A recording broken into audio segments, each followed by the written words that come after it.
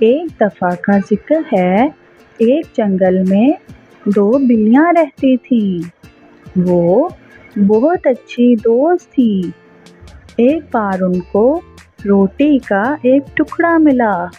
انہوں نے فیصلہ کیا کہ آپس میں تقسیم کریں گی۔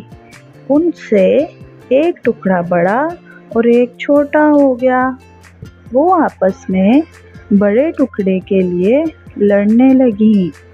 ایک بندر نے انہیں لڑتے دیکھا۔ بندر نے کہا، میں اسے برابر تقسیم کر دیتا ہوں۔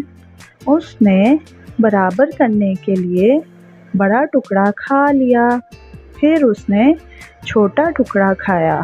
اس طرح وہ ساری روٹی کھا گیا اور وہاں سے چلا گیا۔ بیچاری بلیوں نے روٹی کا ٹکڑا گنوا دیا۔ تو پیارے بچوں، ہمیں اپنی چیزوں کو اتفاق سے تقسیم کرنا چاہیے۔